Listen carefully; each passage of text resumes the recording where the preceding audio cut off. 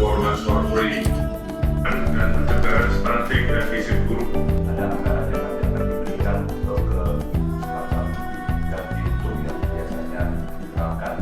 Ya, jadi sekaligus mereview apa yang kami slide yang spesifik sampaikan tadi. Teman-teman media cetak yang saya banggakan, hari ini saya bersama Pak Gubernur Jawa Tengah, Pak Ganjar Pranowo, baru membahas kemajuan proyek strategis nasional di Jawa Tengah bersama dengan Menteri PUPR, Menteri Perindustrian, Wamen ATR, yang mewakili Menteri Bappenas, Menteri Keuangan, Menteri Perhubungan, dan di Jawa Tengah ada 37 proyek strategis nasional dan ada 18 dalam Perpres 79 2019. Investasinya sebesar 258,76 triliun dan menyerap tenaga kerja sebesar 66.000 orang secara langsung.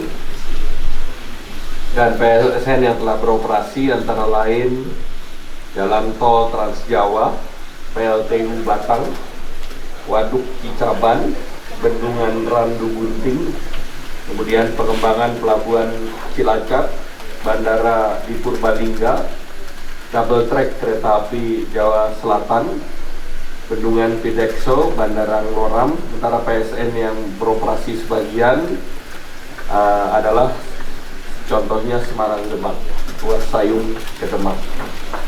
Kemudian sektor PSN telah terbangun 340 km khusus untuk jalan atau 58 triliun. Nah, tantangan ke depan tentu sejak awal abrasi Pantura, rop tahunan, banjir hulu, dan BPDP Jawa Tengah mencatat ketinggian rop itu hampir 200 cm. Nah, oleh karena itu salah satu PSN menjadi penting yang tadi dibahas secara khusus, yaitu Tol Semarang Demak yang berfungsi sebagai tanggul di pantai laut. Jadi selain sebagai jalan tol, itu menjadi tanggul, dan ini menjadi model, di mana model ini bisa dilanjutkan tidak hanya di Semarang, tetapi itu bisa ditarik bahkan sampai di pantai utara Jawa. Dan Bappenas telah melakukan studi yang sering disebut sebagai giant sea wall. Mungkin kita bisa membangun bendung itu, kalau itu bisa terbangun. Ini tentu proyek ke depan, karena sekarang kita selesaikan Semarang Demak. Proyek ke depan itu bisa dilanjutkan, dan kalau kita bisa mencontoh, itu bisa seperti di Amsterdam, kita bisa membangun giant sea wall yang lebih baik. Nah, juga kami bahas mengenai kawasan ekonomi Kendal, kawasan Batang, dan juga berbagai kawasan ekonomi khusus yang tentu akan terus dibahas dengan pemerintah Provinsi Jawa Tengah. Dan tadi kami dalam rapat juga diminta untuk melakukan kunjungan lapangan bersama Pak Gubernur, ya mungkin dalam minggu ke depan. Silakan Pak Gubernur. Terima kasih Pak Menko, teman-teman media. Saya ingin menyampaikan beberapa hal saja tadi dari beberapa pembahasan PSN yang memang belum tuntas. Daerah biasanya mendapatkan dua tugas, satu terkait dengan perizinan seperti Pemprov, yang kedua biasanya eksekusi, dan ini lebih banyak pada persoalan-persoalan lahan. Jadi beberapa ruas yang tadi tol belum selesai, semua sudah ongoing, beberapa bendungan yang belum selesai ongoing, dan ada satu yang jalan tol menghubungkan antara Jawa Barat sampai dengan Jawa Tengah di Cilacap, dan ini nanti yang akan dilakukan review terkait dengan target penyelesaian. Namun demikian, banyak sekali dari PSN yang ada di Jawa Tengah masih membutuhkan percepatan, antara di kawasan industri, dan tadi Pak Menko sampaikan ada dua kawasan industri yang sekarang berkembang cukup pesat. Satu kawasan industri Kendal masih butuh support, maka Kementerian Perhubungan tadi akan segera mengkaji agar supportnya segera jadi. Yang kedua, jetty yang ada di kawasan industri Batang, agar ini bisa dibangun paralel sehingga nanti industri tumbuh dan keluar masuk melalui jetty ini bisa jauh lebih cepat. Di samping tentu suplai gas dengan harga yang pernah menjadi komitmen bersama, sehingga piping yang sekarang sedang dilakukan antara Cirebon Semarang atau program CISEM ini mudah-mudahan nanti bisa dipercepat, karena ini yang menjadi magnet bagaimana investasi masuk dengan cukup besar ke Jawa Tengah. Tentu saja pemerintah Provinsi Jawa Tengah sangat mendukung program PSN ini. Kami menyampaikan terima kasih sama Pak Presiden, Pak Menko, dan seluruh kementerian yang mengeksekusi dengan baik. Pagi ini untuk tol Semarang-Demak lagi ada sosialisasi karena beberapa lahan yang ada di sana masuk kategori tanah musnah, dan sekarang lagi kita sosialisasikan sehingga cara ganti rugi atau sebutan sekarang ganti untung itu betul-betul masyarakat bisa terlindungi untuk yang ada di kawasan antara Kota Semarang dengan Demak. Dan sekaligus kita mencoba mengintegrasikan seperti tadi Pak Menteri sampaikan, ini semacam tanggul atau seawall yang secara bagian per bagian mulai kita selesaikan. Jadi kalau tol ini jadi, Semarang Demak itu akan menjadi satu tanggul yang cukup panjang relatif begitu ya, dan di sisi dalam atau yang berada pada kawasan daratan yang kemarin air itu besok akan kering. Sementara sebelumnya kita sudah membuat tapi belum sebesar ini yang ada di Pekalongan. Maka kalau ini bisa dijadikan satu modeling Pak Menteri, yang di Pekalongan bisa selesai, ada sedikit di Tegal sama Batang, ada sedikit yang ada di Brebes, maka seluruh Pantura di beberapa bagian itu akan bisa diselesaikan dengan model ini. Dan tentu saja kita berharap nantinya kunjungan akan bisa memastikan Pak, terhadap investor juga makin yakin bahwa kita akan mengerjakan itu dengan serius, dan mudah-mudahan target di era pemerintahan Pak Jokowi nanti selesai 2024, uang pekerjaan ini tuntas, termasuk tadi PR-PR yang kita selesaikan. Itu Pak Menteri, terima kasih. Yang Pak, saya Afifa dari Bisnis Indonesia. Izin Pak, sebelumnya kan kalau dari BPKP itu sebut ada 58 proyek PSN ini yang masih mandek. Nah itu kira-kira proyeknya akan dicoretkah dari PSN atau tetap dilanjutkan? Dan sebelumnya juga sempat disebutkan kalau keputusan terkait 58 PSN ini akan diumumkan bulan ini gitu. Salah satunya terkait dengan tol Getaci yang juga jadi PSN di Jawa Tengah ya Pak. Jadi PSN ini seluruhnya dievaluasi dalam 6 bulan. Kemarin sudah kami evaluasi dan hari ini yang di Jawa Tengah. Tentu ada proyek yang selesai di 2024 itu yang ditargetkan. Nah, proses proyek yang dilanjutkan ke depan itu proyek yang financial closingnya sudah ada, dan yang kedua tidak menggantungkan kepada APBN.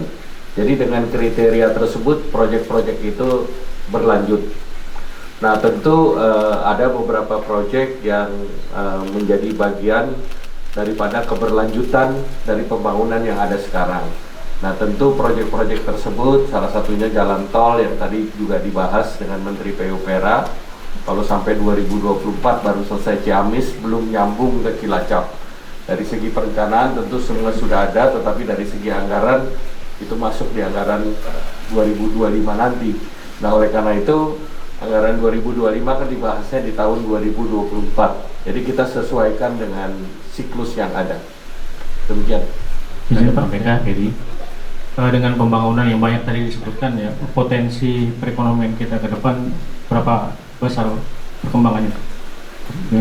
Tentu dengan pengembangan proyek ini kan yang diselesaikan infrastruktur, kemudian juga waduk dan juga listrik, sehingga dengan infrastruktur ini diharapkan kawasan industri di utara Jawa itu akan menjadi super koridor, mulai dari Jawa Barat sampai dengan Jawa Tengah, dan juga dengan diproteksinya pantai utara dari landslide dengan dibangunnya bendungan mulai dari Tegal, Brebes sampai dengan Semarang kalau terintegrasi. Nah itu bisa juga ditarik ke Jawa Barat.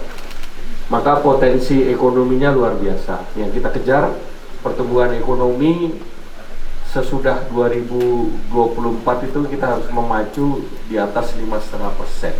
Jadi itu infrastruktur yang dibutuhkan untuk memacu perekonomian tumbuh di atas 5,5%. Saya Rizal dari CNBC Indonesia Pak, ingin bertanya dua. Pertama soal ini Pak, kenapa hari ini dikhususkan untuk Jawa Tengah Pak, untuk PSN-nya, urgensinya apa dan apa yang untuk dipercepat begitu Pak? Yang kedua soal rilis BPS tadi pagi Pak, soal Gini rasio itu kan meningkat ya Pak, cukup signifikan dibanding yang sebelum COVID. Itu apa sesuai harapan nggak sih Pak dari keberadaan proyek PSF ini untuk ketimpangan tadi Pak? Dan apakah nanti akan terus dilanjutkan Pak setelah 2024? Terima kasih Pak. Pertama, urgensinya ada 3 daerah yang punya perpres, Jawa Tengah, Jawa Timur, Jawa Barat. Dan kemarin PSN secara keseluruhan sudah mulai dibahas dan evaluasi sudah dilakukan. Nah sekarang kita tinggal evaluasi proyek-proyek yang lewat 2024. Nah salah satunya tentu konfirmasi dengan Gubernur Jawa Tengah kali ini, proyek apa yang akan berhenti di 2024 dan kedepannya perlu proyek seperti apa.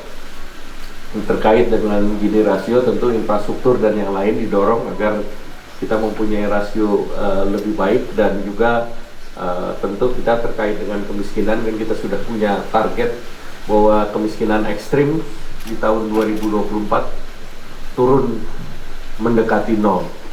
Jadi itu menjadi target, dan tentu SDM sendiri dan berbagai program kita akan terus dorong. Demikian, terima kasih. Saya Miko dari apalapa.com. Yang saya tanyakan ke Pak Ganjar, soal ini Pak, kan beberapa proyek strategis nasional itu mendapatkan perlawanan dari warga dan terjadi konflik. Kira-kira pendekatan apa yang dilakukan oleh Pak Ganjar? Dan apakah semua proyek itu sudah mengakomodir? Nah, itu aja. Ya, sejak saya jadi gubernur, pernah ada proyek semen. Alhamdulillah sampai hari ini selesai. Lalu ada PLTU di Batak. Mungkin kawan-kawan sudah mendengar lagi, tapi beberapa kemarin ada warga yang kemudian datang, tapi proyeknya selesai. Maka saya minta sekarang tugas perusahaannya untuk berkomunikasi. Yang agak rame kemarin Bendungan Bener, terkenanya sih Wadas gitu ya. Alhamdulillah sekarang sudah 100% pemiliknya diukur semua. Diukur, tapi ada catatan karena pada saat pengukuran di awal itu sebagian yang belum setuju itu tidak ikut menyaksikan, maka ada batas yang sekarang agak overlay. Ini beberapa coba kita selesaikan, tapi karena sebagian masih ada, kalau nggak salah lagi naik haji begitu, insya Allah sebentar lagi selesai, dan kemudian sudah 100% kita ukur semua. Kita dekati mereka, apa yang mereka minta sebelum proyek ini selesai. Pak Ganjar, tolong talud saya diperbaiki, jalan saya diperbaiki, ibu-ibu dilatih, UMKM, anak-anak diberikan fasilitas. Terima kasih semuanya. Dan bikin kita bisa berkomunikasi dengan nyaman, dan mereka komunikasi dengan saya intens sekarang. Ada lagi? Ya Pak, Pak Ganjar izin tanya, saya Yulia dari cnnindonesia.com, mau tanya soal PSN di proyek yang Bendungan Bener itu kan tadi udah Bapak sebutkan udah 100% itu ya pengukuran itu. Nah kalau dari keterangan warga itu kemarin masih ada sekitar 60 kakak yang menolak proyek tersebut, dan tanggapan dari Pak Ganjar sendiri bagaimana, dan sejauh ini proses ganti ruginya tuh udah sejauh mana ya Pak? Mungkin itu aja, terima kasih. Ya udah jalan semua sih ya sebenarnya. Mohon maaf sebentar saya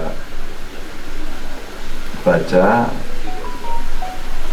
Kemarin itu yang problem utamanya sebenarnya yang overlap data tanah. Kalau mereka yang diukur dengan BPN semua sudah diukur 100%. Maka saya senang sekali ketika kemudian mereka semuanya mau diukur itu buat saya sudah bagus. Teman-teman yang menolak sudah ketemu dengan saya, dan kita bicara pada bagaimana cara menyelesaikan yang baik. Tapi seandainya ada yang belum, tidak apa-apa, silakan disampaikan secara terbuka, karena kalau kita catat musyawarah formalnya belum dilakukan ya. Ini saya catatin satu persatu dari lapor terakhir. Jadi kita komunikasi dulu dengan mereka agar formalnya nanti beres, tapi yang informalnya kita bisa jalan. Jadi ada kurang lebih 51 kakak ini maunya musyawarahnya bareng-bareng ya. Dan kini masih ada 9 kakak ya, 9 kakak yang memang belum bisa bareng-bareng, yang tadi saya katakan masih ada di luar. Bahkan beberapa di antaranya itu ternyata tinggalnya luar Jawa, sehingga beberapa ganti rugi yang dulu sudah terima itu saya katakan itu dipakai buat apa? Beli buat ladang sawit Pak. Jadi sebenarnya mereka bareng-bareng. dan saya menghormati itu, maka kita terus berkomunikasi, gitu Mbak. Oke ya. Baik, terima kasih.